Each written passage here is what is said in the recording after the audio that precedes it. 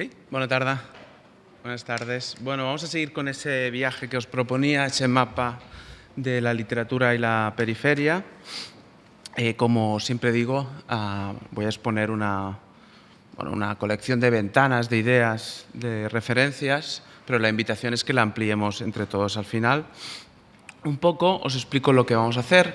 La primera semana hablamos sobre todo de la relación entre el caminar y la periferia, el caminar y el escribir, sobre todo gracias a Rebecca Solnit en esa excelente guía de perderse, que acordaos que Solnit siempre nos dice que perderse no es lo mismo que estar perdido. La semana pasada nos paramos un momento en esa novela de Francisco Candel, donde la ciudad cambia su nombre, una novela que realmente es muy difícil de encontrar, no ha sido reeditada y por lo tanto uno la ha de encontrar en librerías de viejo, ¿no? Me interesaba sobre todo detenerme en Candel porque de alguna manera inauguraba en los años 50 toda una literatura de la periferia, pero sobre todo para hacer una crítica a, como veis, todos los libros que he seleccionado al final son cajas de herramientas para estirar hilos, para estirar preguntas y para actualizarlas. Pero decía que me interesaba Candel porque creo que desde ahí podíamos hacer una crítica al realismo. Si os acordáis, en sus diarios decía literalmente «no sé inventar». Y nosotros decíamos aquí que en realidad no sabía inventar, pero lo que Candel siempre quiso ser era ser pintor, como su primo Juan Genovés, y lo que hacía era crear imágenes. Y por lo tanto, ese juego de imaginación y memoria en Candel suponía un trasvase del realismo. Evidentemente, hacía una literatura de la realidad, una literatura comprometida, pero no hacía realismo. Y por eso yo invitaba a leer a Candel desde lo que Levi Strauss, desde la antropología, desde la sociología, llama bricolaje, que no es una invención de la nada, no es una invención de la tabula rasa, sino que es una invención a partir de los elementos existentes. Pero esa combinatoria, ese ars combinatoria que hace Candel, esa construcción de tropos, de imágenes connotadas a partir de simbologías y de nuevos campos de significado, era un bricolaje, no era un realismo. Bien, esto es lo que quería hacer a partir de Candel, traspasar eso que él nos decía, no sé inventar, qué quería decir con esa afirmación en su diario. Y hoy, a partir de la novela de Luis Goytisolo, de Las afueras, una novela que sí que encontraréis fácilmente porque, por suerte, Anagrama la reeditó no hace mucho. Las afueras ahora entraremos en ella brevemente, fue el primer premio Biblioteca Breve. Es el primer año que se convocaba el Biblioteca Breve en el 58 y un jovencísimo Luis Goytisolo lo ganó. Pues bien, si con Candel me interesaba hacer una crítica al realismo y entrar en lo que podemos denominar bricolaje, creo que con Luis Goytisolo podemos hacer una crítica a la objetividad.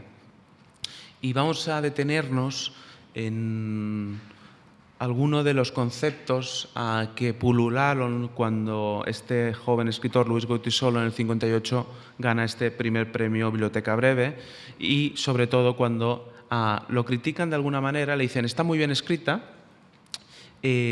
pero en realidad no es una novela, porque son capítulos autónomos y sobre todo porque utiliza una especie de narrador que es el narrador cámara. Y vamos a detenernos un poco en los tipos de narrador que podemos utilizar y como cualquier tipo de narrador, en realidad nunca un narrador es objetivo. Siempre hay una mirada que es una toma de conciencia, una toma de decisión.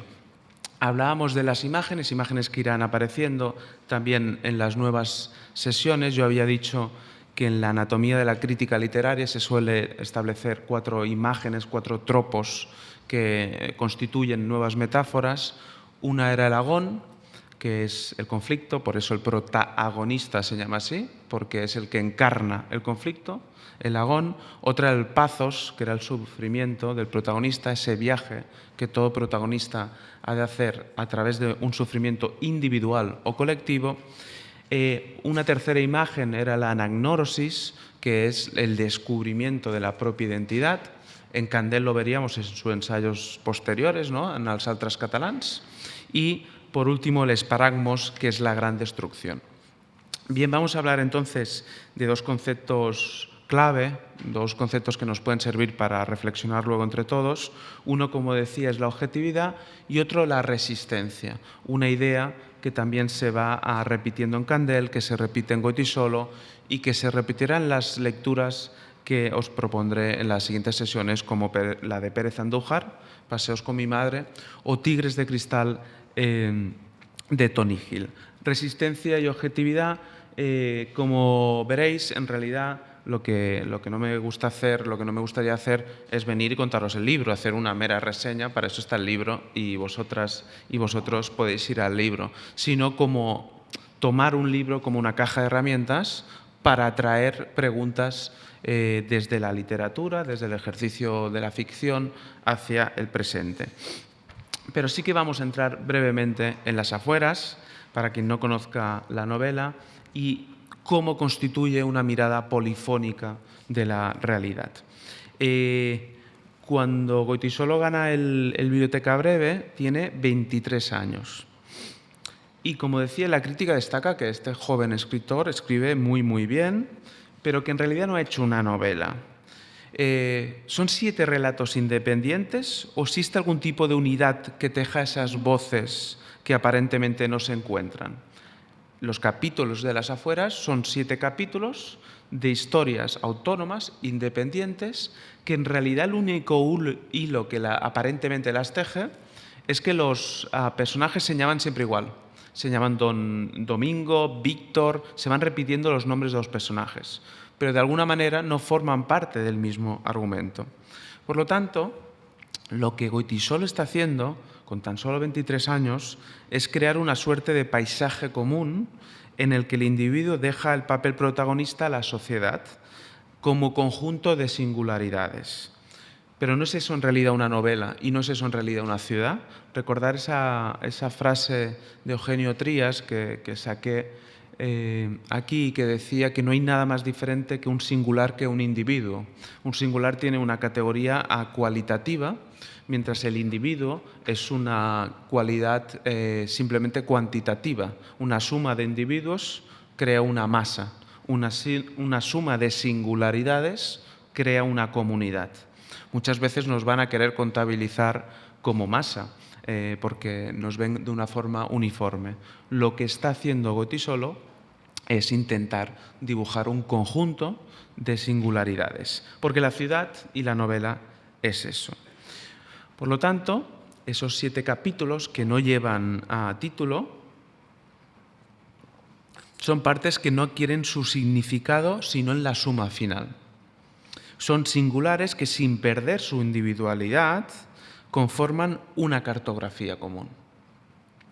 Al utilizar los mismos nombres para distintos personajes, como os decía, Víctor, Don Augusto, Magdalena, Verdano, Claudino, Domingo, estos nombres siempre se van repitiendo en estos capítulos autónomos, construye una especie de caja de resonancia que obliga al lector a ser quien, fuera de toda uniformidad, construye un juego de lenguaje, un juego de lectura. Es el lector que al final construye esos cordones umbilicales que van tejiendo esos capítulos. No hay enlaces directos en realidad entre esos capítulos, pero sí que hay equivalencias, hay un juego de resonancias entre todas esas historias.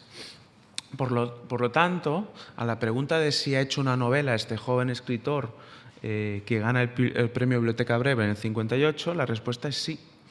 Ha hecho una novela porque la novela desde Cervantes es ese género literario que sirve como conjunto, como especie de container donde podemos hacerlo todo dentro. Podemos ensayar, podemos narrar, podemos contar, podemos construir una poética. Y en el caso de las afueras, además, hay unidad, porque hay una identidad compartida y abierta. Esas afueras, unas afueras que presumimos que son de Barcelona, luego veremos que también, además, se llega a decir, es una unidad que no es una uniformidad. Pero también hay una unidad de lugar, como decía. Aunque no se cita explícitamente, muchas veces descubrimos o presumimos que está hablando de Barcelona y su periferia. Pero también hay una unidad de tiempo, por lo tanto hay una unidad de una identidad compartida, una unidad de lugar, y hay una unidad de tiempo porque sabemos que son unos años pasados la guerra civil, cuando ocurren todas estas historias de las afueras. Y evidentemente también hay una unidad social, porque si hay unas afueras de la ciudad, hay unas diferentes clases, terratenientes y obreros, que siempre están ayudando a dibujar ese agón, a ese conflicto de los personajes. Por lo tanto, es cierto que ha prescindido de la unidad argumental. Los 7 capítulos no es la evolución de una historia, pero sí que hay una unidad histórica que abre de alguna manera perspectivas. Así, lo que hace Luis Goytisolo es una especie de eso, lo que los alemanes llaman un Zeitgeist, una expresión que quiere decir el espíritu del tiempo, ¿no?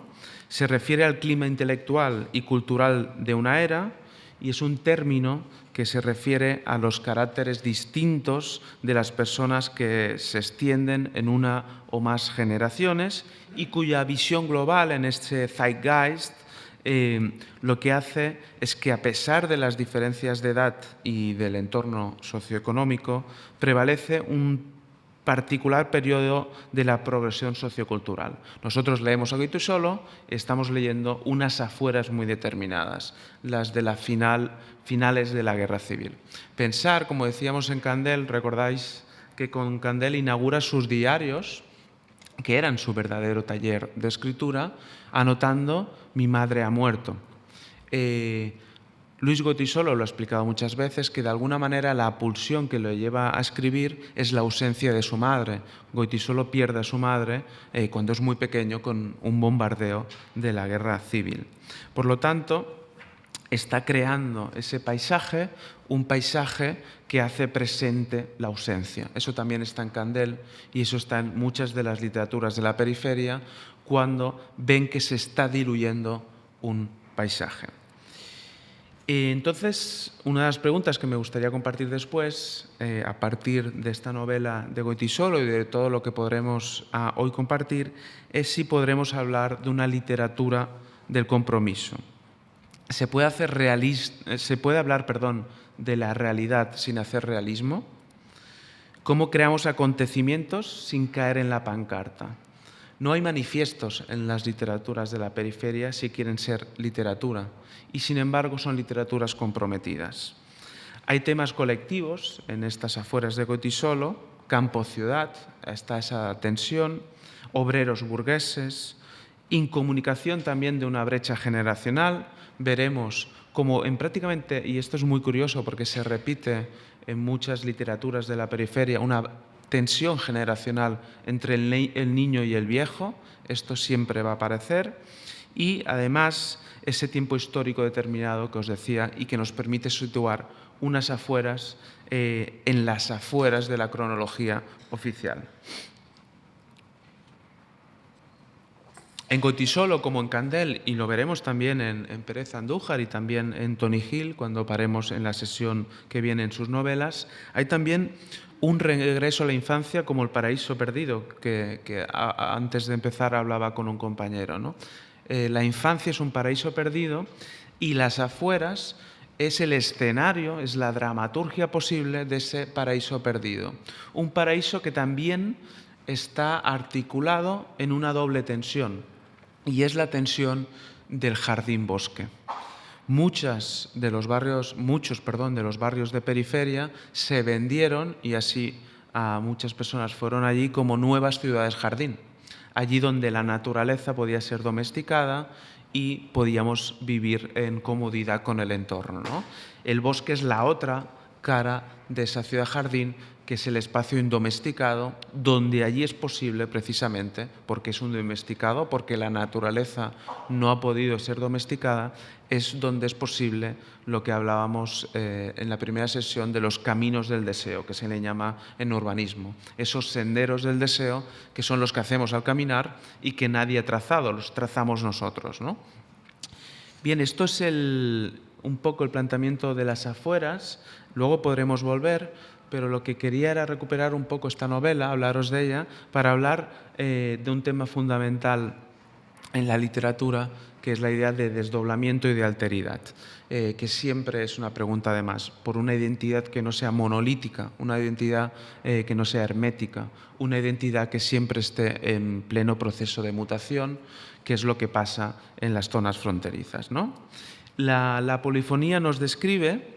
Desde los griegos sabemos que somos animales políticos, por supuesto que sí, porque buscamos al otro, es verdad, pero también en el solipsismo más profundo, cuando la soledad es más evidente, es el propio cuerpo quien nos interpela, nos interroga, aunque se haga desde el silencio. Es lo que Ortega y Gasset dice la mismidad, ¿eh? Por lo tanto, siempre estamos hablando de polifonía como algo exterior, como voces exteriores. Sin embargo, hay una polifonía interior. Y cuando hablamos del pensamiento de la afuera, también tendríamos que hablar cómo esa polifonía ensancha el significado de la ciudad. En ese aforismo griego, que erróneamente siempre se está atribuyendo a Sócrates y que no es de Sócrates, que es conócete a sí mismo, constituye una trampa el conócete a ti mismo si consideramos que el yo es algo monolítico, cerrado y, como decía, unidireccional. Somos constante desdoblamiento. Y las afueras también quiere decir las afueras de mi propio yo. Caminar las afueras nos permite profundizar en ese desdoblamiento, luego creo que podremos debatir sobre ello. El escritor siempre está jugando a eso, está jugando entre el adentro y el afuera, pero sobre todo con la frontera, con el límite que supone la periferia. La construcción de una tribu, de una comunidad de personajes, es la exploración de esa complejidad. El yo se multiplica en héroes, en arquetipos, en villanos, en mártires y en enemigos. Por lo tanto, sabemos, y esto la periferia nos permite verlo con una mayor profundidad o mayor transparencia, que la identidad será múltiple o no será. Esto es lo que a lo que nos invitaba Candel también cuando escribe Els altres catalans. No está hablando de integración, Candel, está hablando de polifonía. Eso es también la literatura que intenta hablar de o desde las fronteras de la ciudad. ¿Quién es exactamente el otro? Fernando Pessoa seguramente es el mejor ejemplo, por eso os traía esta imagen hoy, de que la alteridad late y respira también en el interior. No hace falta buscarlo en el exterior. Sus heterónimos, que tiene más de 70, algunos de ellos mujeres, no son, como se ha dicho tantas veces, nombres falsos, no tienen nada de falso. Son realidades que se articulan a partir de personajes de ficción. ¿Alguien se atrevería a decir que no existe Alberto Caeiro o Álvaro de Campos o Ricardo Reis? Esos personajes con los que firma Pessoa son personajes reales en la ficción que está construyendo. Y que tiene todo eso de metáfora sobre lo que significa pensar unos otros. Identificar y reconocer las diferentes voces interiores no es esencial para comprender que las exteriores no son necesariamente extranjeras ni exóticas. Por eso os quería hablar de la polifonía, pero no como una cuestión externa. De hecho, la alteridad es fundamentalmente una cuestión de mirada. Cuando decimos otro es porque nos hemos posicionado en un lugar y miramos desde ese lugar. El periodista y maestro de periodistas Richard Kapuscinski, en Encuentro con el otro, explica que en las rutas comerciales como el Camino de la Seda o del Ámbar o las caravanas que atravesaban el Sáhara, el otro dejó de ser sinónimo de algo hostil, peligroso y letalmente maligno para pasar a ser visto como una posibilidad de cooperación o intercambio. Descubrieron, dice Kapuscinski, que cada uno llevaba dentro un fragmento del otro. De eso es lo que estoy intentando hablar hoy. Al toparse con el otro, sin embargo, Kapuscinski nos dice, la gente ha elegido históricamente entre tres opciones: la guerra, el muro o entablar un diálogo. Aquí os he traído esta foto brutal de José Palazón en un campo de golf de Melilla, porque también en la actualidad estamos comportándonos como en el encuentro con el otro Kapuscinski nos describe. Y es que la historia de la literatura es la historia de la alteridad porque intenta representar la acción, diríamos si queréis el momento preñado de la acción, el acontecimiento, con la que seleccionamos una de las tres alternativas: guerra, muro o diálogo. El poeta y pedagogo Carlos Escliar va más allá y en el libro "Y si el otro no estuviera ahí", nos dice que la periferia de la mismidad no parece ser sino el centro siempre deseado por la alteridad. Repito, porque parece un trabalenguas, pero en realidad no lo es. La periferia de la mismidad no parece ser sino el centro siempre deseado por la alteridad. Lo hemos visto ya en las primeras sesiones, toda periferia tiene sus centros. Uno cuando va a Ciudad Meridiana cree que está en la periferia, pero a la que camine va a ver que la periferia tiene su centro. En el caso de Ciudad Meridiana, evidentemente es la Plaza Roja. Por lo tanto, nos posicionamos como sujetos, como escritoras, pensadoras o artistas, para preguntarnos por el lugar desde el que parte la mirada. Somos, pues, mirada y toma de decisiones, y eso es lo que dota de acontecimientos a la literatura. La alteridad es igualmente la voluntad de acercarse a lo desconocido, la necesidad del asombro, como decíamos. Uno, cuando va a la periferia, también está queriendo asombrarse, y asombrarse, como sabéis, es darse cuenta de las sombras de uno mismo, de las sombras de su propia ciudad. El filósofo alemán de origen coreano Byung-Chul Han, refiriéndose a la idea de polis, de ciudad, lamenta el infierno del igual, cuando todo es igual, cuando todos vestimos igual, cuando todos los centros de las ciudades europeas son exactamente iguales, no es posible la experiencia del viaje, la experiencia de la peregrinación y, por lo tanto, la pregunta sobre la comunidad. Elías Canetti, en La providencia del hombre, lo apunta con total rotundidad. Dice: lo más importante es hablar con desconocidos. Cuando dejamos de hablar con desconocidos, ha empezado la muerte. Por lo tanto, en realidad, toda literatura de periferia no se trata de dar la voz a los sin voz, se trata de escuchar el silencio de esos desconocidos, escuchar aquello que no habíamos escuchado hasta ese momento. La pregunta por el otro es, por lo tanto, inevitablemente la pregunta por el individuo y la comunidad, como os decía. Si una suma de individuos es una masa, una suma de singularidades es una comunidad. ¿Cómo construimos comunidades que no puedan ser capturadas como si fuesen masas de individuos? Se suele pronunciar otro como una ideología de la separación, de la exclusión y de la expulsión. O al contrario, y esto también nos lo dice Carlos Escliar, como una suerte de integración. Por eso os decía que Candel, cuando habla dels altres catalans, no está hablando de integración, está hablando de polifonía. Aunque el otro busque desesperadamente las máscaras con las que se ha inventado a sí mismo, insiste Carlos Escliar, arroja fragmentos de su identidad. El otro, de alguna manera, lo que está haciendo es devolviéndonos nuestro propio ser otro.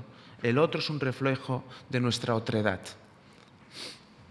Por lo tanto, ni isla ni inquisición. El otro no es una cosa ni la otra. Baudrillard proclamará: el sujeto desprovisto de toda alteridad se desploma sobre sí mismo y se abisma en el autismo. Por lo tanto, no se trata de buscar el otro fuera, se trata de buscar esa polifonía interior. Y por eso os quería preguntar cómo hacer eso, ser creador y también medium, de alguna forma, sin expropiar voces, sin dar la voz a los sin voz. No se trata de eso. ¿Qué decimos y cómo mostramos en nuestras creaciones, en nuestra literatura, pero también en otras prácticas artísticas, para que la obra sea más una convocatoria que un hacinamiento, que una usurpación de identidades? Una de los tropos o de las siluetas literarias que mejor ayudan a entender el desdoblamiento es la de Doppelganger. otro vocablo, hoy estoy diciendo muchas palabrotas, otro vocablo de origen alemán que significa Doppel, doble, y Ganger se traduce normalmente como andante. Esta especie de andante desdoblado, andante fantasmagórico, que vemos sobre todo en obras como el Dr. Jekyll y Mr. Hyde, la novela de Robert Louis Stevenson, publicada en 1886, y en la que la bipolaridad se centra en dos opuestos, el bien y el mal. Muchas veces ese lado oscuro que todos tenemos más o menos velado es abordado desde la interpretación de esos personajes. ¿Quién es Mr. Hyde? En realidad es el asombro del Dr. Jekyll. Hay un juego de sombras que nos lo permite el doppelganger. Por lo tanto, lo que el subconsciente esconde y lo que la ciudad también esconde es traducido por el escritor a través de su narrativa, ¿no? Y es que el escritor se parece mucho, como decía, a un medium en ese sentido. Es vehículo de otros yos. ¿Tiene la ambición de arquitecto creador? Claro que sí, pero al mismo tiempo tiene o debería tener, creo yo, la humildad de quien se sabe mero transmisor de voces. Por ahí desfila pues esa alteridad con todos sus rostros y todos sus matices. Deleuze mantiene en ese sentido que las nociones necesarias para cualquier descripción permanecerían inaplicables, no se pueden aplicar, no hay conocimiento posible si el otro no estuviera ahí expresando mundos posibles. Lo que hace la periferia, las afueras, es expresar ciudades posibles. No es el centro, el único relato posible de una ciudad. No es la centralidad del relato oficial el único recurso o narrativa posible. Y es que la literatura es eso, imaginar otros mundos posibles. No siempre desde la distopía o la utopía, también de la ucronía, del easy. Siempre estamos pensando la literatura como una suerte de utopías o de distopías. Ahora estamos viendo, justo antes de la pandemia, cómo la distopía era el relato hegemónico en toda narrativa, también la audiovisual, ¿verdad? Las series más seguidas eran distopías, eran mundos que estaban a punto del colapso, ¿no? Ahora incluso la ciencia nos envía colapsólogos, ¿no? Gente que se hincha de vender libros diciendo que el colapso final está aquí. No necesitamos, según qué sacerdotes de la ciencia. El final de la Biblia ya nos dice que el colapso está aquí.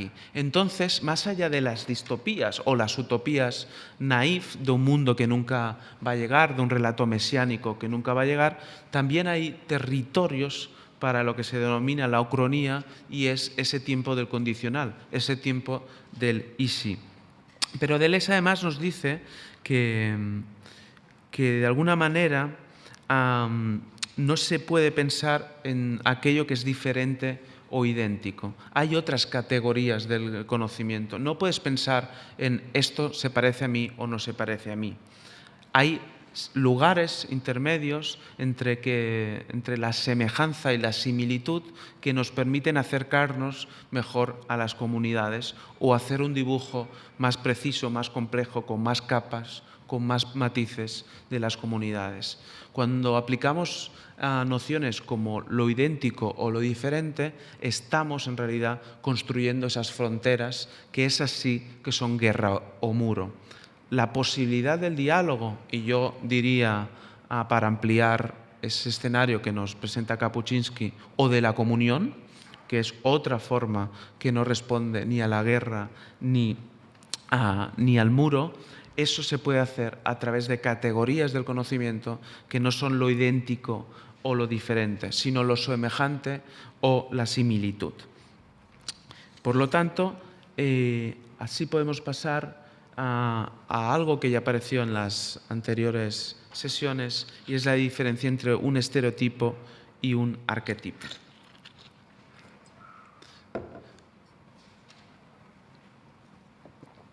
Cuando apareció Las afueras de Gotisolo, el gran crítico del momento, Castellet, en una crítica justo después, en el 59, hablaba de la técnica de Goytisolo así: lo que consagra a los buenos novelistas es hacer tipificar a sus personajes de tal modo que estos tengan una dimensión universal, que es la mejor garantía de realismo. Y me permito desde aquí subrayar esa idea, que es verdad. Lo que hace una literatura universal es que a través de lo local se construye un arquetipo que puede dialogar con cualquier lector de cualquier mundo. Gabo, cuando construye Macondo, está construyendo algo universal desde lo local, pero no estoy de acuerdo en que la mejor garantía es el realismo. Hablar de la realidad no es hacer realismo. Eso sería caer, creo yo, en una suerte de literalidad. Ni Candel ni Goytisolo, aunque hablen de la realidad, están haciendo realismo. Luego lo podremos debatir. Nos dirá Castellet: resulta imposible hacer típicos a esos personajes subjetivos, a esos protagonistas individualizados, no dice singulares, con los que los novelistas gustan de entretener a los lectores, que prefieren la llamada literatura de la versión a la literatura de compromiso, es decir, a la literatura de la realidad. Sabéis que un personaje estereotipo es una concepción estática y de alguna manera banal de esos atributos del personaje. Se basa en una especie de selección de los aspectos más superficiales. Le podríamos llamar, para entendernos, una caricatura. Y por lo tanto, lo que hacen los estereotipos es hablar y actuar siempre según un esquema conocido con anterioridad. No tiene más que una repetición mecánica. Por lo tanto, uno de los riesgos que tiene el escritor siempre es crear estereotipos, es crear caricaturas, es intentar crear personajes literarios y acabar creando autómatas. El arquetipo es otra cosa y es bien diferente. Es verdad que son creados deliberadamente como reflejo de modelos de pensamiento y de conducta, pero que están más arraigados en las civilizaciones, en las culturas. Son modelos universalizados. Por encima de los rasgos que caracterizan al individuo, el arquetipo se deja actualizar a partir de singularidades. En un personaje arquetípico siempre predomina el carácter universal de la creencia que mueve sus actos y sus decisiones. Ante el personaje arquetípico nadie espera nuevas revelaciones de él, pero sin embargo sí que espera nuevas actualizaciones. Un arquetipo es una invitación al reconocimiento, al volver a conocer. Nos conecta con un pasado, nos conecta con una sabiduría más ancestral. No se queda en la superficie. El arquetipo es una decisión radical porque va a las raíces de la conducta humana. Hoy podríamos hablar un arquetipo que hemos visto durante la pandemia, que podríamos narrar alguno de los dolores causados por la pandemia, es la falta de la liturgia del duelo, ¿no? De no poder pues despedirnos de las personas más cercanas, ¿no? Esto lo podríamos actualizar a través de un arquetipo como es Antígona, ¿no? Es en la historia de Antígona la que nos explica que sin una liturgia del duelo, de la despedida, no es posible desprenderse de los afectos, no es posible volver a una vida donde el dolor no atraviese cada momento. Por lo tanto, nosotros podemos actualizar los arquetipos, lo que no podemos actualizar son los estereotipos. ¿Cómo conectar el pasado con el presente sin hacer una caricatura? Esto es uno de los grandes riesgos, en realidad, cuando alguien escribe, y no solo sobre la periferia. De eso también va la literatura, y por eso la literatura es una zona de riesgo. Uno nunca sabe si está haciendo una caricatura o está acercándose a esa pulsión que es la de hacer un arquetipo. Pero hablemos ahora del realismo. Como decía Castellet, dice eso, Goytisolo escribe muy bien, no sé si hace una novela, porque tiene 7 relatos autónomos, pero hace realismo. Hablemos del realismo. Castellet era un gran admirador de Pavese y de lo que se conoció como el realismo objetivo. perdón, un realismo objetivo, el de Pavese, que funciona como una cámara de cine que alguien manipula, pero que no aparece el narrador, solo aparece lo que va registrando. Decidir dónde pongo la cámara en realidad es ya un compromiso. Por lo tanto, ese realismo objetivo tiene muchas zonas grises en realidad.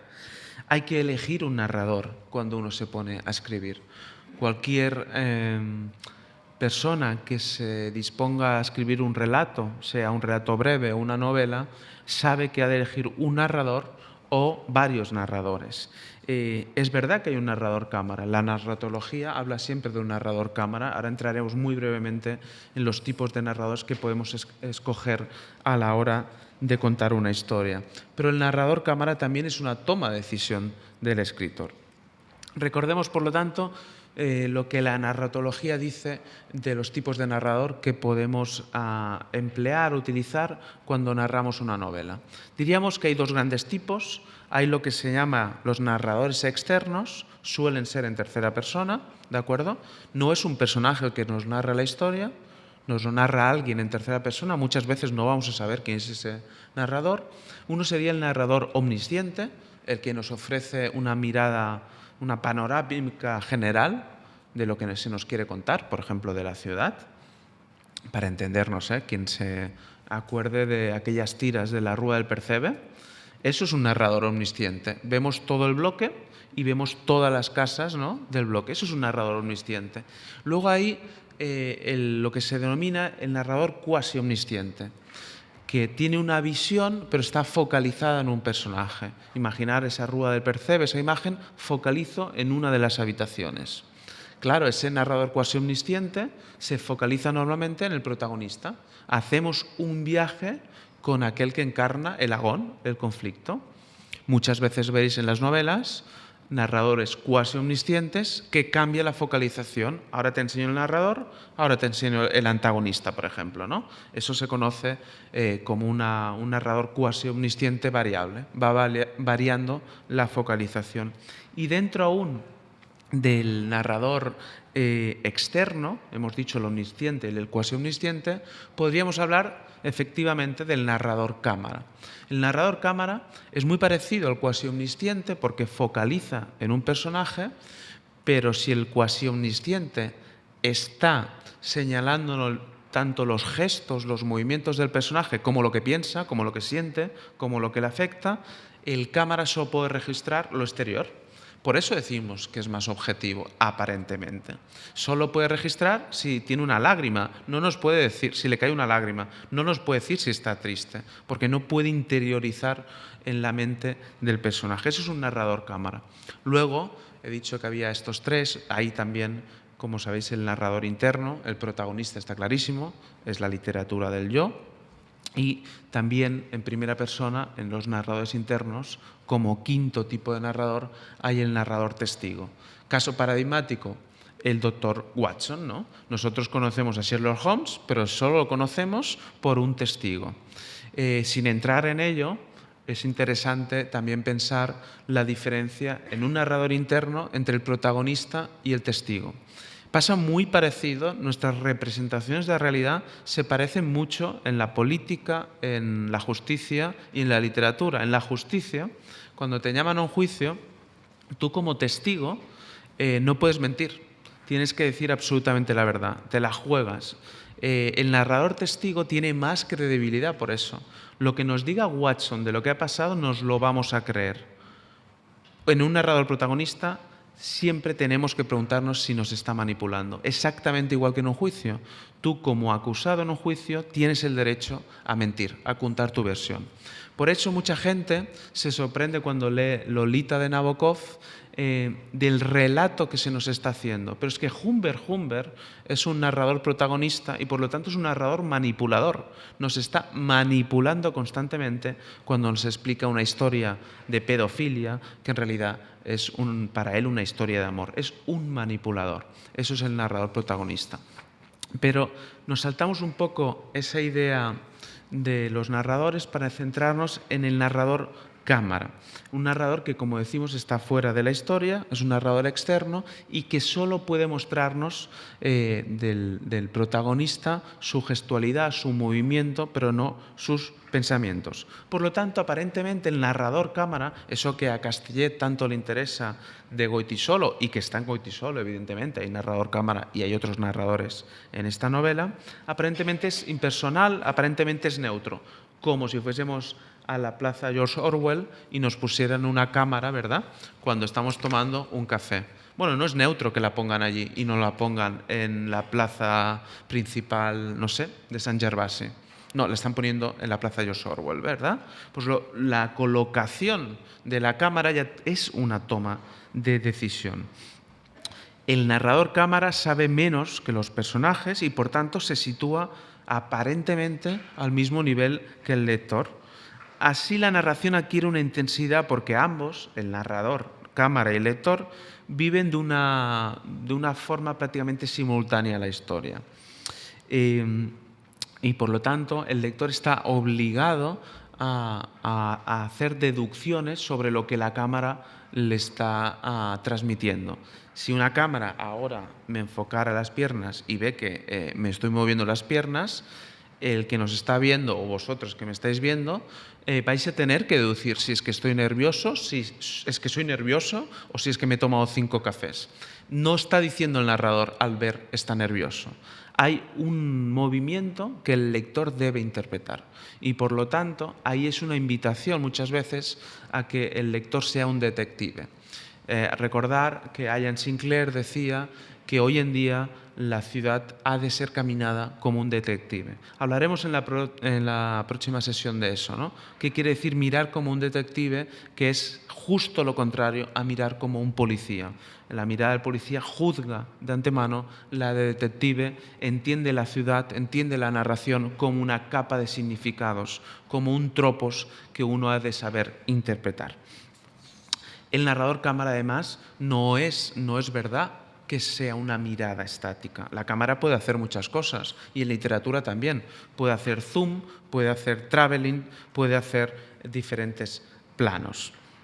Sin embargo, aunque nos resulta útil como recurso el narrador cámara, su presunta objetividad, y eso es lo que quería decir hoy, que no es verdad que un narrador cámara sea objetivo, no es más que una ilusión. Y os he traído una foto, una imagen que muchos recordaréis de Kevin Carter, una imagen que salió en el New York Times y que le valió el premio Pulitzer en el 94, una imagen que él toma en África y que al volver esta niña está pues acechada por un buitre. Esto es claramente un narrador cámara. Y cuando volvió Carter a Nueva York, además de felicitarle por la foto maravillosa que había tomado, empezó a recibir, imaginar si esto hubiera pasado con Twitter, todo tipo de amenazas, de insultos, de por qué no había ayudado a esta niña cuando estaba a punto de ser atacada por un buitre. Primero, que no era una niña, que era un niño y que está vivo, hoy es un hombre adulto, y segundo, que se sabe que estaba en un campo de refugiados y que este buitre estaba a muchísimos metros de distancia. Lo que pasa es que la cámara tiene una perspectiva sobre la realidad que crea ilusiones ópticas. Kevin Carter no pudo soportar la presión a la que fue sometido por la opinión pública y acabó suicidándose al año siguiente. Por lo tanto, un novelista, por mucho que se proponga ser solo una cámara, siempre es activo, nunca es pasivo a la hora de reflejar lo que dicen y hacen sus personajes. El novelista jamás es un aparato inerte, sino un observador que selecciona entre la infinidad de detalles que rodean a sus personajes. ¿Para qué tipo de narración, entonces, resulta más adecuado un narrador cámara? Para novelas en las que la simple referencia de los hechos baste para explicar las actitudes de los personajes. El narrador cámara sirve para probar que la simple constatación objetiva, solo aparente, como hemos visto, de la realidad basta para relatarlo todo. Por lo tanto, hemos pasado del decir al mostrar. Cuando Goytisolo sitúa la cámara en las afueras de la ciudad, está en realidad queriendo mostrarnos otros significados de la realidad. Allí tal vez está el compromiso. Allí tal vez se puede hacer una literatura comprometida que no sea una literatura de pancarta. Muy brevemente voy a entrar en la idea de resistencia de la que también quería hablaros durante este curso, que está asociada también a esa literatura de la periferia. Y lo haré muy brevemente, pero quería hablar de René Char, que es este señor que está en medio y que es una mole humana y uno de los mejores poetas del siglo XX. René Char era uno de los personajes más importantes de lo que se conoció como los maquis, esas personas que decidieron hacer la resistencia en Francia ante el avance del nazismo. René Char, seguramente que lo que se está tocando en el bolsillo, entre otras cosas, es una especie de cuadernito que llevaba siempre cuando estaba en las fronteras, escondiéndose para hacer la resistencia y escribiendo en ese cuadernito unas notas, son de 237 anotaciones que acabarán publicadas como las hojas de himnos. Es un libro de fragmentos de poesía que reflexiona mientras está luchando, está poniendo su cuerpo, su vida para resistir contra el fascismo, está reflexionando sobre la resistencia, sobre los márgenes de la historia. Escribe, por lo tanto, al margen de cualquier publicidad, no sabe si vivirá, al margen de cualquier posibilidad de la publicación, aunque acabará publicado, y en la más pura clandestinidad. René Char, el capitán Alexandre, como en realidad se llama en la resistencia, en esa especie de maquis que no tienen que ver con un ejército. El maquis es la oposición al ejército. Toman las armas, pero no hay una jerarquía entre autómatas, una jerarquía entre poderes, sino que es una comunidad de singulares. Por lo tanto, esa resistencia de los maquis es la que enamorará a Albert Camus y le publicará ese libro, Las hojas de himnos, que os recomiendo leer. Para René Char, directamente, ese librito de 237 anotaciones recoge la tensión, la cólera, el miedo, la emulación, el hastío, la astucia, el recogimiento furtivo, la ilusión del porvenir, la amistad y el amor.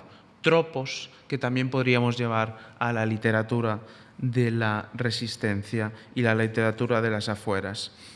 Y en una de las anotaciones, en la 168, escribe sobre la resistencia.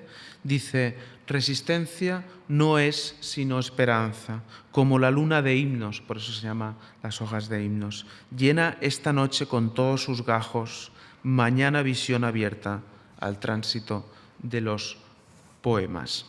¿Qué quería decir hoy? ¿Qué querría decir hoy escribir desde la resistencia? ¿Cómo podemos utilizar la imagen del maquis, aunque sea para transformarla en una suerte de metáfora? ¿Cómo no ser los soldados de ese ejército a la que cada vez nos están invitando? Cuando hay una pandemia, hay un señor vestido de soldado que nos habla de limones o de naranjas. Siempre quieren que seamos sus soldados. ¿Cómo hacer de la resistencia hoy en día?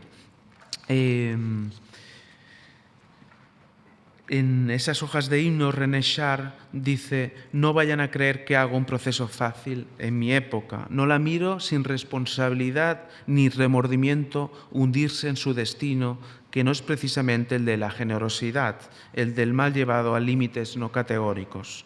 La experiencia poética, está jugándose la vida cada día y habla de la experiencia poética, descalifica las creencias y las ideologías solo por el hecho de situarse en otra temporalidad. Por lo tanto, lo que está haciendo René Char también es estar construyendo una poética de los márgenes de las afueras. Y ahora sí, para ir acabando, vuelvo, aunque parece que me haya querido ir, vuelvo a las afueras de Goytisolo, que yo solo quería compartir aquí como una caja de herramientas. Hay algo que siempre aparece en la literatura de periferia y que yo no me di cuenta hasta que me puse a escribir mi novela, y son los geranios. Os invito a que todas las novelas sobre periferia busquéis geranios. Siempre hay geranios. Es curiosísimo. Sabéis que los geranios, en realidad, es la planta, es la flor que resiste más a la intemperie. Y los geranios resiste y es, en las novelas de periferia, acontece un símbolo de la resistencia. Los geranios aparecen constantemente en las afueras y aparece constantemente en muchas de las novelas. Por eso, y porque es lo que yo veía de pequeño en Ciudad Meridiana, los geranios también aparecerá en la travesía de las anguilas. ¿Por qué aparecen los geranios? Porque aporta belleza en lugares aparentemente derrumbados. En la periferia siempre hay geranios. Es el color de la periferia. Donde hay cemento, donde hay alquitrán, hay geranios que le aportan ese jardín indomesticado, esa especie de bosque indómito. Y en las afueras de Goytisolo, ese personaje, don Augusto, tiene dos formas de resistencia. En uno de los capítulos habla de dos formas de resistencia. Resistencia, en su caso, ante el paso del tiempo, está en medio de la vejez. Y resistencia ante la tristeza de un mundo que ve que está desapareciendo. Uno, nos dice don Augusto, son los paseos. Otra vez el caminar como forma de resistencia. Otra vez como una forma de pensamiento. Y el segundo es el cultivo de los geranios. Está escribiendo un libro ese personaje que tiene una tesis principal. Y dice así la tesis: las leyes económicas tienen su raíz en la sabia naturaleza. Pero alguien, a ese personaje, en uno de los capítulos, le arranca los geranios. Le arranca todos los geranios que ha estado cultivando. Lo que queda es la amenaza del desahucio, palabra tristemente conocida por todo el mundo que transite la periferia, y también la ausencia del hijo muerto. También hay una importancia aquí de la ausencia. Sin geranios el jardín ya no es bosque, solo es una especie de cárcel. Así nos lo dice literalmente el personaje. Dice en este capítulo de las afueras Goytisolo, o el narrador de Goytisolo: no es agradable salir al jardín y encontrarse con estos muros que se derrumban. Acordaros el esparagmos, siempre hay la amenaza de la destrucción. Dice: y los hierros, así desnudos, parecen una reja, es como estar en la cárcel. Dice literalmente eso. Aparece, por lo tanto, un viejo que cultiva geranios y que pasea. Fijaros en la literatura de periferia, porque estos son tropos que aparecerá siempre. Pero hay otro tropos, hay otro arquetipo que aparece siempre, y es el niño. Siempre hay una ruptura de la brecha generacional. Siempre hay un niño con un viejo en la literatura de periferia. Un niño, además, que le fascinan los mapas, en el caso de las afueras de Goytisolo. Se pasa todo el capítulo sin hablar, es prácticamente un niño mudo, solo construyendo, imaginando cartografías. Hay un interés por construir una nueva geografía, una cartografía diferente de la resistencia. Por eso os ponía este poema que me interesa especialmente, de Joan Brossa, porque tiene mucho de ese niño que está construyendo sobre un mapa su propio mapa. Al final, los geranios, que están arrancados y amontonados, son quemados en forma de higuera por don Augusto. Dice el personaje, el narrador: sería horrible dejar que se pudrieran a la vista de todo el mundo. Accede a plantar nuevos geranios, pero la acción no termina, sino que vuelve a comenzar. Ni renuncia a la belleza en medio de esa lucha. En realidad, hay una de los apuntes de Renshaw que resume, sintetiza esa lucha de la resistencia mejor que ninguna. Dice: en nuestras tinieblas no hay un lugar para la belleza. Todo el lugar es para la belleza. Por lo tanto, hemos visto en esas afueras de Goytisolo cómo se repiten algunos tropos. Hay una casa en las afueras a la que acuden los personajes, que se llama La Mata. Ahí hay un bosque y un barranco. Veremos cómo en la literatura De Candel lo hemos visto, pero veremos de Pérez Andújar cómo hay ese bosque y ese barranco. Hay caminar desde las afueras que nos transforma la mirada. Hay palabras clave de las que encontraremos en toda la literatura de las afueras, como afueras, pero también terraplén. En este caso se repite mucho la palabra algarrobos, colinas, gitanos. Podremos hablar sobre la otredad, cómo los gitanos aparecen. ¿Os acordáis que María Candel nos hablaba de la figura del gitano en la literatura de su padre? Los gitanos aparecerán siempre y por eso yo también lo incorporo en mi novela. Solares, carretera. Hay esa figura, como decía, del niño, que es el auténtico creador de juegos de lenguaje y que de alguna manera construye una nueva mirada sobre la ciudad, sobre esa ciudad que hasta entonces ha sido invisible. Entender los juegos de lenguaje es lo que intenta hacer Víctor, otro de los personajes en esta novela, y así lo hace literalmente al principio, ¿no? Está mirando cómo juegan unos señores, le dice, ¿quiere jugar? Le invitan, ¿no? Y este personaje dice, no, gracias, no sabría, prefiero hacer de mirón. Y dice, y se sentaba a escuchar los incomprensibles términos del juego.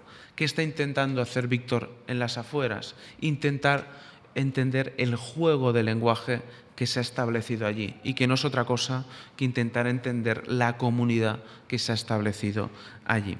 Hay una amenaza de desahucio en la novela, hay una autonomía de un pueblo que está amenazado en convertirse en un suburbio, hay una comunidad que quiere ser convertida en masa, pero para ir acabando, yo es verdad que leí Donde la ciudad cambia su nombre antes de escribir La travesía de las anguilas porque quería tener referencias sobre la periferia, pero Las afueras de Luis Goitizol no había leído y la leí después.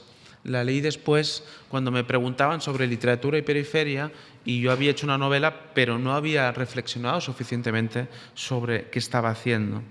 Y al leerla después llegó el asombro, llegó a la curiosidad y ese azar que todo lo ordena porque se repiten arquetipos.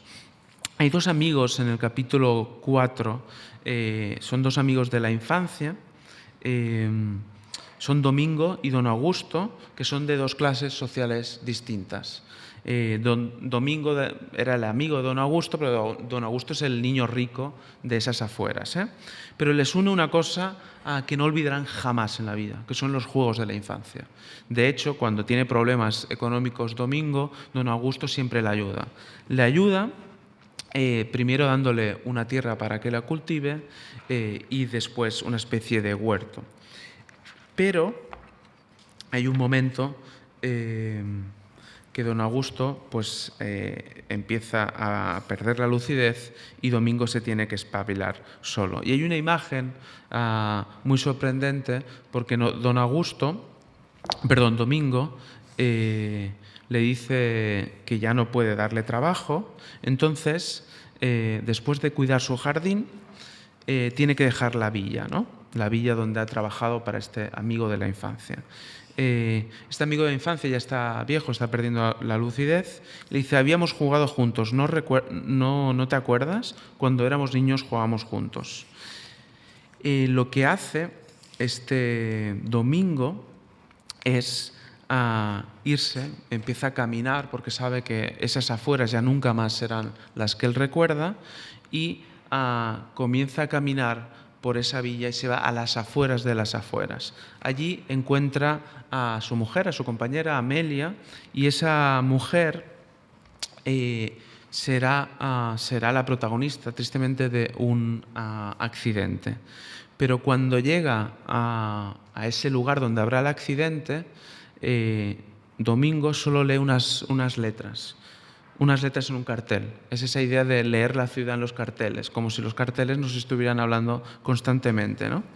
Dice, había llegado al parador de tejas coloradas y muros muy blancos. Y decía el cartel, un cartel oblicuo. Esto os prometo que nunca lo había leído. Bienvenidos a, dice. Se queda mirando el cartel que dice, bienvenidos a. Los automóviles zumban en la carretera, los coches corren, el aroma de los trigales se mezcla con el carburante quemado en la carretera. Cuando vuelve a mirar, Amelia Araya está en medio de un remolino de automóviles. Él intenta abrirse camino para ver esa ausencia que empieza a desaparecer, que es su compañera de vida, y escucha un claxon. Y solo puede ver siempre lo mismo, un cartel que dice bienvenidos a, bienvenidos a, bienvenidos a. Al final del libro, en un capítulo aparentemente que no tiene nada que ver con esta, Álvaro deja las afueras para siempre. Hay ese eco de bienvenidos a que no nos dice a dónde. Pero este Álvaro se acerca a la estación de tren y pide un billete. Lo que le dice el de la estación de tren es la palabra que de alguna manera cierra ese bienvenidos a. Le dice Barcelona. Bienvenidos a Barcelona. Ahora el viaje sí ha concluido con el agón, con el conflicto, con el pazos, con la anagnosis y con el esperambos. Y ahora sí, bienvenidos a Barcelona. Ahora sí podemos abrir el debate, si os parece.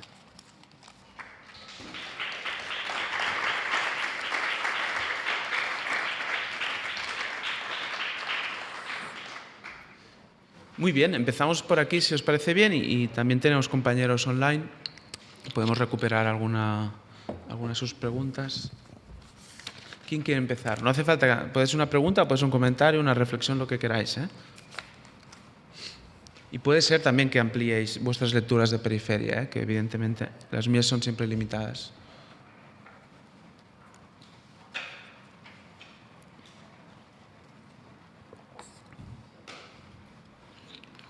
¿Quién se anima? Si no, escucharé vuestro silencio durante media hora.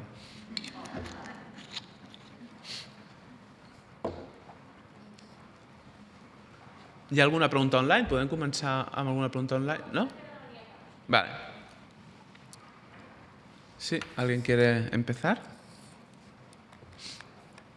Sí.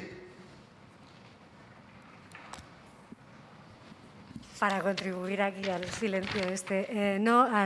M'ha agradat molt haver llançat aquí l'anzuelo del René Char i m'ha fet pensar en que en un dels poemes és com una cosa super al marge de tota l'obra del René Char, però en un moment donat, quan parla de l'experiència de la resistència i d'aquest moment revolucionari, en el fons, en parla com un tresor.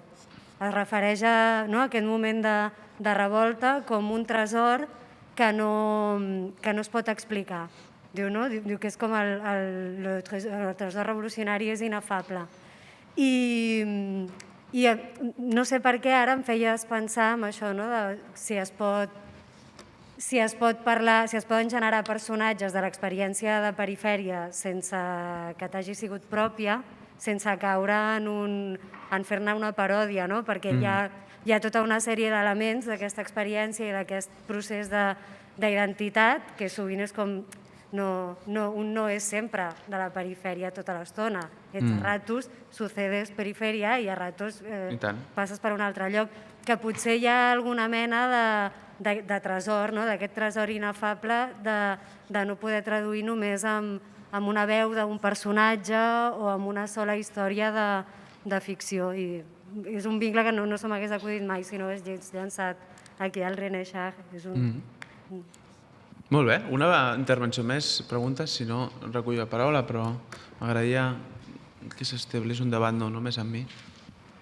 Sí, bona tarda. Jo en primer lloc et voldria felicitar perquè realment les teves classes són apassionants i després un comentari que m'ha suscitat aquesta diferència que establies entre els estereotips i els arquetips, que de fet no és el primer cop que et sento mencionar-ho. I segons explicaves, els estereotips són repeticions mecàniques, són caricatures, per dir-ho de manera simple, mentre que els arquetips estan més arrelats a les civilitzacions, a les cultures i que es poden universalitzar.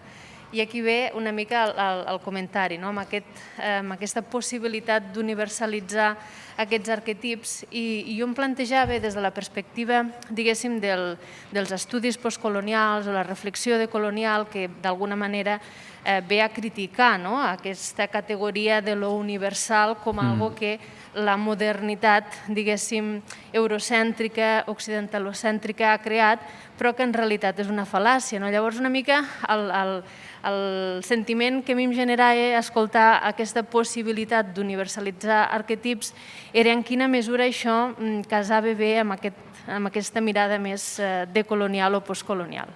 Molt bé. És molt complexa. T'agraeixo, la pregunta és molt complexa, però precisament la capacitat de l'arquetip és que s'obre a la seva subversió, es pot subvertir. Per exemple, una de les novel·les o trilogia de novel·les que va funcionar més en els darrers 15 anys, Millennium, en realitat la protagonista era una subversió del detectiu. El que passa que en comptes d'anar amb una gabardina estripada, bruta, era una punk, era una noia, era una mirada en femení sobre aquesta mirada de detectiu. Clar, l'arquetip només és arquetip si pot ser actualitzable i si pot contradir el que tenia d'estereotip, o sigui, el chasis del cotxe, per entender-nos. Un arquetipo que no puede ser subvertido no es un arquetipo. Y por lo tanto, eso, por ejemplo, en el teatro, Coltés pone en el centro miradas que son miradas que han sufrido el colonialismo precisamente, pero está dialogando con Shakespeare a la vez. Y esta es la capacidad del arquetipo de ser de caja de resonancia, pero a la vez de ser subvertible. Por lo tanto, un arquetipo se parece mucho en eso a un mito. El mito es actualizable. Si no es actualizable, si no tiene en sí mismo todas las potencialidades que no han sido actualizadas, no es un arquetipo, es un estereotipo. Y seguro, no sé, hay escritores como Coetzee, hay escritores con una mirada sobre todo sobre África que están actualizando arquetipos. Pero el hilo umbilical, si quieres decir así, con los mitos sigue funcionando. Lo que pasa que no es una mirada con las gafas, por ejemplo, del patriarcado o del eurocentrismo, Si nosotros cogemos un arquetipo y no lo podemos llevar a una experiencia de vida en otro lugar y con otros dolores, otros afectos, otras experiencias, es que seguramente no es un arquetipo, es que seguramente le habíamos dado una fuerza jerárquica a una figura que no lo era como tal. Pero no sé si hoy podríamos, por ejemplo, ahora me arriesgo, pero hacemos un exercici de ciència-ficció. No sé si podríem anar amb l'arquetip d'Antígona i explicar una experiència de vida a través de la ficció a Somàlia, per exemple, de la manca de possibilitat de donar l'adéu a una persona que acaba de morir. Jo crec que això es podria fer. De fet, esto es un poco lo que hace Susan Sontag en una experiencia brutal. El hijo de Sontag está trabajando en Sarajevo cuando ya él se echa de Sarajevo y le dice a Sontag, bueno, ven aquí porque es la única voz en Occidente que te están escuchando de la intelectualidad. Y lo que hace Sontag es, bueno, no soy especialmente valiente en una ciudad donde todo el rato hay disparos, ¿qué voy a hacer allí? Entonces va a partir de un arquetipo y lo que hace es contactar con actores que están en ese momento en Sarajevo y lo montó durante varios días además, esperando a Godot de Beckett. Pero claro, lo actualizó en un lugar donde estaban esperando que Europa y Estados Unidos le salvara, y ahí Godot ya no era Dios, sino que era Clinton, y eso cogió una resonancia brutal en un teatro donde estaba con velas, porque no había ni luz, y donde además, si había luz, los podían bombardear. Esa és la capacitat que té l'arquetip de poder subvertir-lo. O sigui, con el arquetipo no hay traición posible. Es nuestra obligación traicionar al arquetipo para que nos hable desde el aquí i el ahora. I, per tant, evidentment, el que no pot ser és que l'arquetip sigui una reproducció d'un home blanc d'una determinada edat i exercint un poder. Això s'ha de subvertir i jo crec que la literatura cada vegada això ho està fent més. I una mica recollint l'aportació d'abans de Charles, és que crec que tota literatura arrossega un fracàs. Si no, no pots seguir escrivint. Un arriba, és una mica allò que deia el Galeano, ¿no? ¿Qué es la utopía? Es ese horizonte que ves y vas caminando y siempre está lejos, y siempre está lejos, y siempre está lejos. Pero cuando te has dado cuenta has caminado un montón hacia allí, ¿no? No lo puedes atrapar. Y la literatura tiene algo como de ir a atrapar el mercurio, siempre se te está escapando. El realismo es todo lo contrario, es querer hacer ver que se puede capturar, como si fuese un animal doméstico la realidad. La realidad es incapturable. Lo que se puede hacer es una tentativa de aproximación. Pero siempre hay una distancia y, de hecho, en el pensamiento de la afuera, que es esta conferencia de Foucault que os hablaré la semana que viene, pero que recorre un poco todo el curso, habla en realidad de esa distancia, de la realidad y lo que quiere representarla, y que siempre se está escapando. Y por lo tanto, siempre hay esa suerte de fracaso, de lo inefable, de lo que no le puedes poner palabras, ¿no? Simone Weil hablaba de eso, sobre la comunicación. La comunicación es una suerte de... es la cárcel y la llave que te permite salir de la cárcel. Eso es el lenguaje. Y ella hablaba de dos personas presas en una cárcel donde estaban separadas por una celda con una pared. La pared los separaba. La pared es el lenguaje. Pero a la vez se podían tocar en la pared y comunicarse. El lenguaje es eso. Es lo que nos separa. El lenguaje nunca puede capturar la realidad, pero es lo que nos permite a la vez capturarnos, ¿no? Es la pared que nos separa en esa celda, que es lo irrepresentable, ¿no? No sé si alguna intervenció online, si no... Sí, al xat la Carme Montserrat Gomis comenta que avui la perifèria encara la tenim perquè escoltava unes noies parlar del mot xarnego i elles deien que vol dir esperar a l'estació de plaça d'Espanya que vingui el tren per tornar a l'Hospitalet. Podem considerar l'Hospitalet perifèria? Doncs molt bona pregunta. No sé si algú de l'Hospitalet que vol respondre, no ho sé. Hay un debate muy abierto sobre lo charnego y a mí me parece muy interesante. Yo, de hecho, en la travesía de las Anguilas pongo una experiencia periférica que es lo contrario a eso. El personaje principal le llaman el catalán y muchas veces de una forma despectiva. Un catalán en el lugar donde yo nací era una periferia en esa periferia.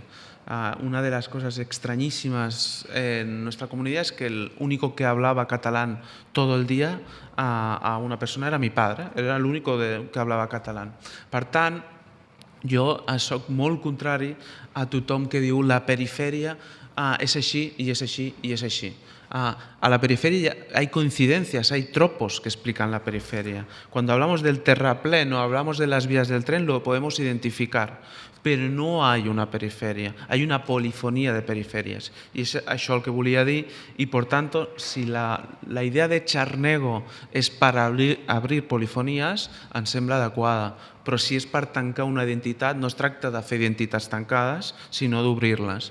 I per això a la travessia hi ha identitats que són molt diferents i que estan en tensió entre totes elles. No sé si l'Hospitalet és una perifèria, no sé si algú de l'Hospitalet.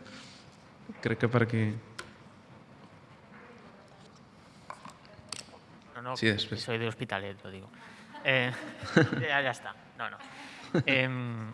Bueno, yo creo que podemos considerar que es periferia, por ejemplo, a nivel de inversiones. No tanto a nivel de esto de reducirlo a hospitales son charnegos o no, o lo que sea. Es una mirada un poco superficial. Y no sé, para mí el ejemplo es el cajón este que cubre las vías, ¿no?, que llegan hasta Sants, que misteriosamente acaba justo en el punto en el que acaba Barcelona y en el que empieza Hospitalet, ¿no?, que es donde la ciudad cambia su nombre, es donde se nos acabó el dinero para hacer obras públicas. Bueno, las vías antes llegaban hasta Sants descubiertas y llegó un momento en el que las cubrieron y construyeron un paseo encima muy agradable. Nosotros seguimos teniendo que buscar el puente o el túnel. No, la Gran Vía sí. Sí, porque eso es el distrito económico de Barcelona. Claro. Y no, también quería aprovechar para decir una tontería, pero que me ha hecho pensar. Cuando has hablado de los geranios, que has dicho que son un símbolo de resistencia. Y yo no creo que sean tanto un símbolo de resistencia porque, bueno, no sé, tampoco son tan resistentes. Si alguno tiene y llega la mariposa, sabe lo que es. Yo creo que son un símbolo de que tú coges un trozo y siempre arraiga. No, normalmente las plantas van por semilla. Y en cambio los geranios no, van por esqueje. Y es un poco lo de los habitantes de esas periferias que llegaban y daba igual de dónde venían y dónde los ponías, que al final arraigaban. Y yo creo que quizá también tiene que ver con eso. Muy bien. Sí, sí, no sé. Los geranios primero son geranios, y luego lo podemos ver como símbolo, ¿no? Esto es un riesgo que corro, que he detectado geranios por todas las novelas. Pero es verdad que son fáciles, ¿no? Que no se mueren fácilmente y que los puedes plantar casi en cualquier sitio, ¿no? Que te aguantan. No, quería hablar un poco también de esa idea de lo charnego que ha aparecido y que yo no he reflexionado suficientemente. Hay gente que ha reflexionado de verdad sobre ello, pero para recomendar otro libro que ha aparecido hace poco de una persona que creo que es importante en ese sentido, que es Lluís Cabrera. Aparece una novela autobiográfica que se llama La vida no regalada. Y en otros libros y en otras reflexiones, Lluís Cabrera, sabéis que es una persona importante, o para mí me lo parece, viene a decirnos que o Cataluña será heterodoxa o no será. Y eso tiene que ver con la polifonía que quería decir.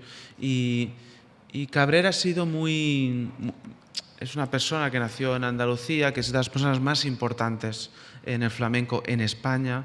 Es la persona que de alguna manera ayudó a crear fusiones entre el flamenco y el jazz. Sabéis el taller de Musics, por ejemplo, que puso allí donde debía estar a uno de nuestros genios contemporáneos, que es Enrique Morente, por ejemplo, que trajo a Camarón muchas veces a Barcelona y que es muy crítico con una idea. Él se opuso muchas veces a ciertas mafias que organizaban la Feria de Abril, porque era una entidad que quería cerrarse en vez de expandir fragmentos de otredad, fragmentos de alteridad.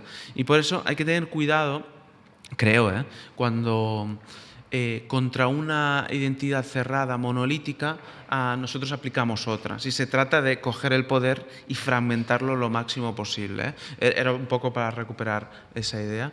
Y te agradezco los Hospitalet, porque yo conozco relativamente poco. Creo que la compañía volía venir por aquí. ¿No? Sí. No, respecte al tema de periferia, perdona, perifèria respecte a què?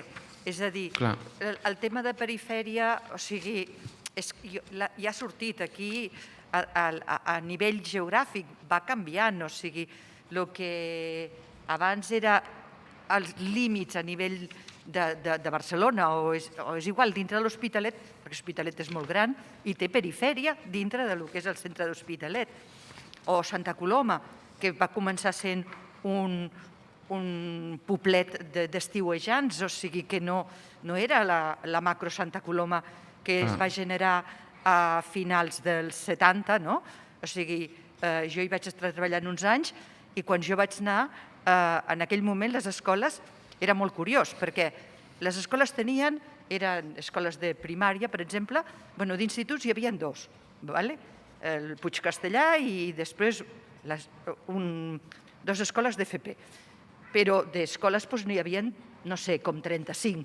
Però el més curiós és que les escoles tenien el nivell de 8è, o sigui que era l'últim en aquells moments, perquè ara és 6è, però en aquell moment les escoles tenien 8 grups, 8 grups per acabar tenint de nivell de primària, o sigui, una escola de doble línia tenien 8 grups a 8è. Això què volia dir? Que en 10 anys la població s'havia duplicat, exactament duplicat. I d'un poblet d'estiuejants va passar a ser esas torres que ves cuando vas por la Meridiana de colorines que quedan allá amontegadas donde no habían aceras ni, caótico. Y seguro que esto pasa en Hospitalet y en todas las ciudades, en Santa Coloma era la satélite, ¿no? En Belviche, o etcétera, o sea, en Cornellá. La satélite era en Cornellá, bueno, es igual. En todas las ciudades, pueblos limítrofes a Barcelona tenían sus periferias. Pero aparte de que geográficamente estos pueblos ya no son la periferia de Barcelona porque tienen identidad propia, por otro lado, pienso que también dentro el concepto de periferia, con el tema de contenido, también ha ido cambiando. O sea, no es lo mismo la periferia de hace 50 años a las periferias de hoy. Es un tema que ha ido saliendo recurrente, por eso estamos en este tipo de charlas, de conferencias, me parece muy interesante, pero pues eso, que yo entiendo que profundizar en ello y abrir esta perspectiva de no centrarnos en conceptos cerrados e identitarios, porque eso lleva no sé si al suicidio, pero sí, no permite crecer, no permite dialogar, no permite desarrollar más allá. Es lo que tú también has dicho hoy, ¿no?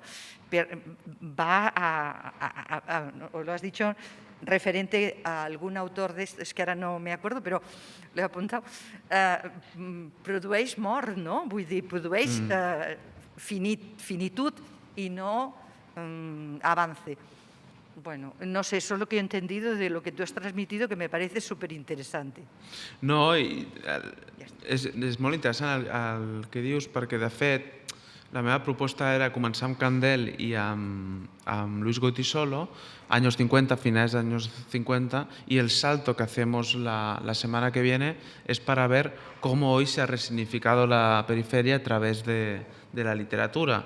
Uno son autores claves, es Javier Pérez Andújar, con Paseos con mi madre. No es baladí que escriba caminando, ¿no?, con los paseos, cómo ve la periferia. Es un libro que en realidad ya hace 10 años, es del 2011, y la semana que viene hablaremos de él, cómo ha cambiado, ha mutado también a la mirada sobre la periferia, y eso hablaré también precisamente de un libro de Tony Hill, que este sí que es mucho más reciente, que es Tigres de Cristal, que sitúa allí donde él nació y que muestra un poco lo que estabas diciendo, ¿no? Que la periferia, primero, que siempre muta, y segundo, que en toda periferia hay una periferia. Tigres de Cristal, que hoy precisamente Tony Hill, cada vez que publica algo, se traduce a millones de idiomas, es una cosa muy, muy exagerada. Pero hoy, precisamente, ha salido la edición japonesa de Tigres de Cristal, que habla de Sant Ildefons, que es el barrio periférico de Cornellà y que se había conocido siempre como ciudad satélite. O sea que hoy la ciudad satélite de Cornellà, la periferia de la periferia, será un lugar local y universal en Japón. A partir de hoy, los japoneses van a entender cuáles son los tropos de Sant Ildefons de Cornellà. Y evidentemente ha de ser un concepto mutable, no es lo mismo en los años 50 que en el 2021, y siempre es una especie de membrana que se está moviendo, ¿no?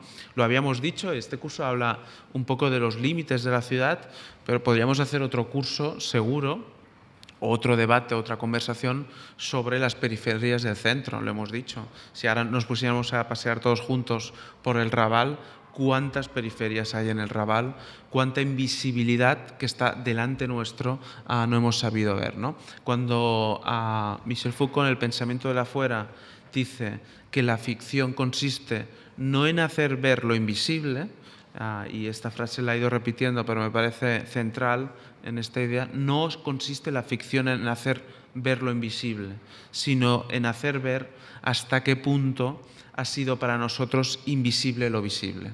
Y eso para mí es una periferia a nivel metafórico, filosófico, ¿no? ¿Por qué no somos capaces de ver aquello que es visible? ¿Cómo invisibilizamos a través de nuestra mirada? Eso afecta a la literatura, pero también creo que afecta también a nuestra mirada sobre la ciudad. No sé si alguna... Sí. Molt bé. Perfecte. Només volia preguntar, gràcies per les conferències. És que l'altre dia es passejar per Vallvidrera. Seria una perifèria, Vallvidrera? És que em vas recordar en Vázquez Montalbán, també. Ja està, això. ¿Y usted qué diría? ¿Es una periferia? Sí. ¿Y per què ho és? Ha reconegut algun tropos d'aquests que hem anat sortint? Vallvidrera tiene una relación clarísima entre Ciudad Jardín y Ciudad Bosque, ¿no? Hay una tensión ahí que es muy interesante. Bueno, jo diria que és perifèria primer perquè està posada justament com a dalt de la muntanya i després perquè la gent d'allà pot estar voltant una mica també és diferent. No és com la de Barcelona, diguem-ne. Bueno, això és el que tampoc hi vaig pensar massa. Sí, el company crec que volia...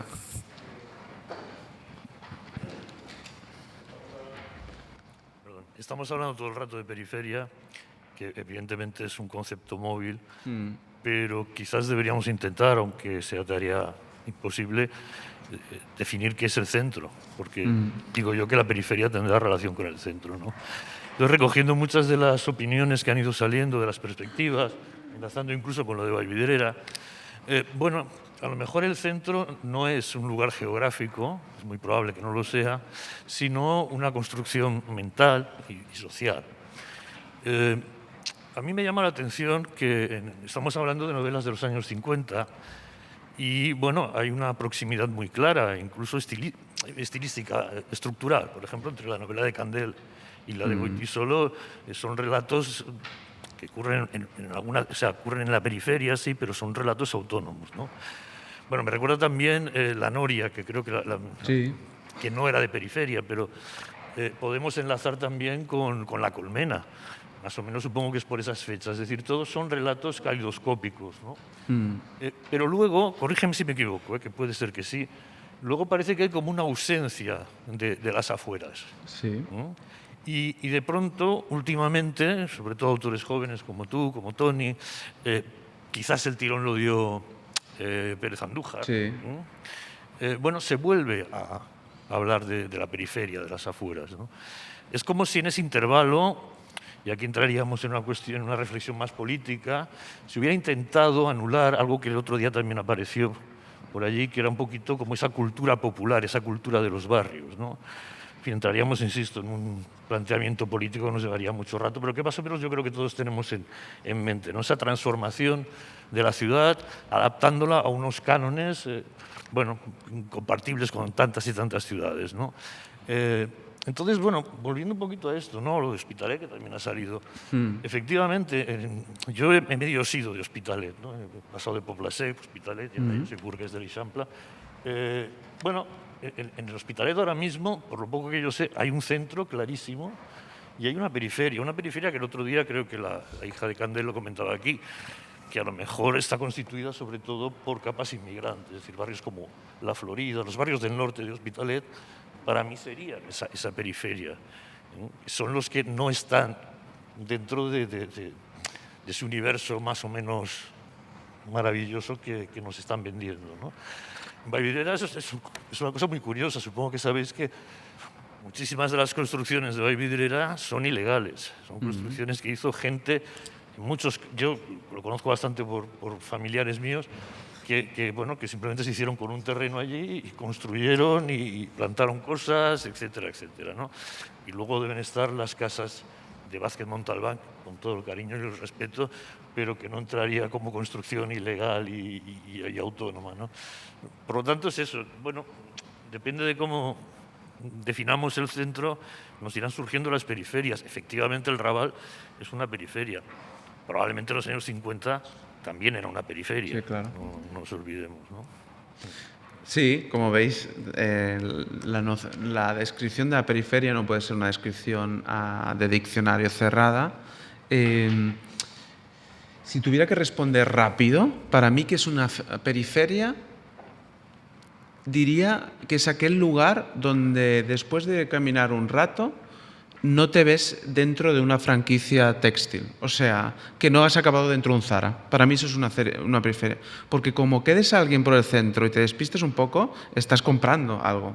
En ese sentido, Vallvidrera lo es, porque tiene también esa tensión entre naturaleza y ciudad, entre autoconstrucción, que esto es un elemento fundamental, por ejemplo, en Torrebaró, ¿no? Que, como decía, se autoconstruyeron las casas por la noche, porque cuando la habitaban no los podían desahuciar.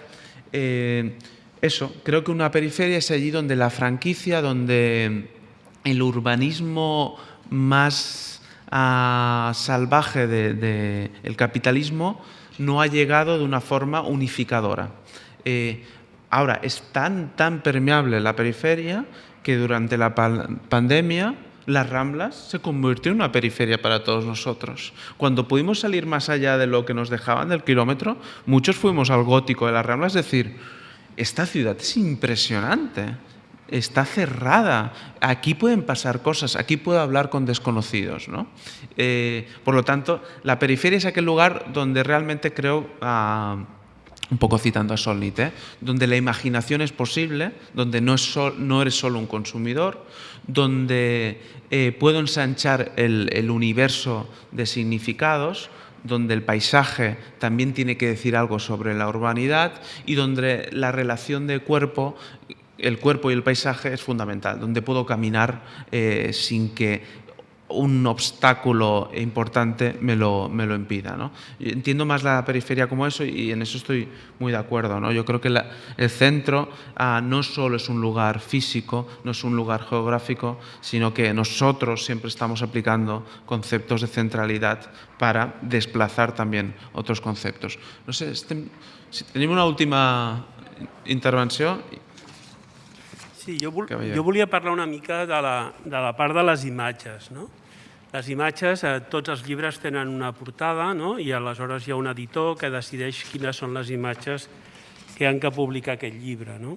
Aleshores, ara m'estava fent un repàs de les diferents imatges que ha tingut les Afueres i la primera imatge, bueno, crec que a més ho publicaves, ho dic perquè és bastant entenedor, em sembla, és que la imatge de l'esquerra, no sé si és la primera edició o la tercera, no tinc ni idea, però almenys la que jo tinc al mòbil és aquesta també. I aleshores els cartells diu al centro, no? I just el company parlava que havia que parlar del centre, no? Segurament per entendre aquesta ambivalència entre el centre i la perifèria, o dintre i a fora, no? És una mica aquesta idea, no? I aleshores és molt clar l'evolució de la representació de l'editor. Mentre la mirada del primer llibre és de fora a dintre, perquè almenys diu al centro, entenc jo, no? Sí, sí. Just la nova portada d'anagrama just és al revés.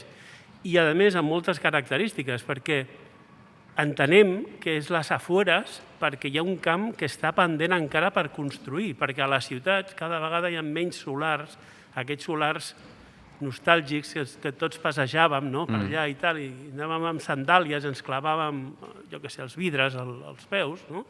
I aquí és una mica aquesta idea, aquesta mena d'evolució fins i tot. Jo el llibre no l'he llegit, juro por Dios que lo leeré, i aquesta és una mica la idea, vull dir, l'evolució és aquesta, no?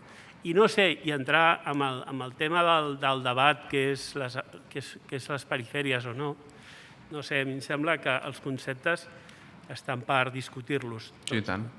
Però les perifèries eres tu, soy yo y es el otro. Vull dir, al final, cadascú ens desenvolupem, arribem a un territori i aleshores jo diria que és un territori desconegut, com a mínim, no? Com a mínim. I és una part d'aquesta cosa, almenys per mi, que és una mica de retrobar-se aquesta infantesa, de trobar terrenys que són baldíos o fàbriques caigudes, perquè, a més, i acabo, també comparant les dues portades del Candel, els otros catalanes, vosaltres catalans, just amb aquella novel·la, a totes les edicions d'aquella novel·la, hi apareixen persones.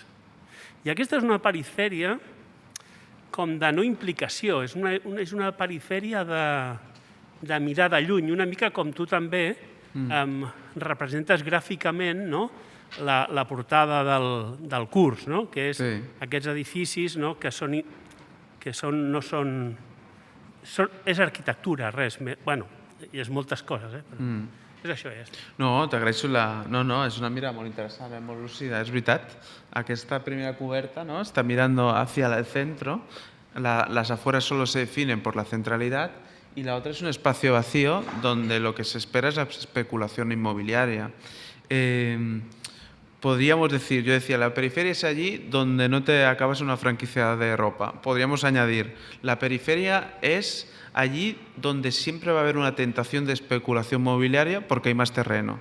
Y para acabar, y creo que como gancho para la siguiente clase, la periferia es allí donde un niño aún puede jugar, porque aún hay espacios vacíos. En la primera portada no se ve, pero en el libro sí que es un lugar de espacios vacíos para que el niño pueda construir sus juegos de lenguaje. Y en la segunda no se ve, pero todos hemos jugado en algún edificio medio abandonado que hemos establecido casi como lugar mágico, ¿no? Yo diría eso. El centro de la ciudad se ha convertido muy agresivo para los niños, para el juego, para la idea de juego. De hecho, la idea de Superillas es intentar recuperar espacios de juego también, de alguna manera, y es intentar construir pequeñas periferias en ese sentido en el centro de la ciudad. Por lo tanto, sí, hay dos imágenes allí que dicen mucho de la mirada del editor y dice mucho de los tiempos que corren, ¿no? Porque hay esa tentación de la especulación y de intentar llenar vacíos. Hay como un horror vacui de ver espacios vacíos, cuando sabemos, por ejemplo en Barcelona, que hay, si no miles, cientos de pisos que están vacíos mientras sigue habiendo gente durmiendo en la calle. Eso también es una periferia que es especialmente dolorosa, y la amenaza de los desahucios está en todos sitios, pero en la periferia especialmente. Seguiremos la semana que viene hablando de Precio Andújar. Muchas gracias a todos. Gracias.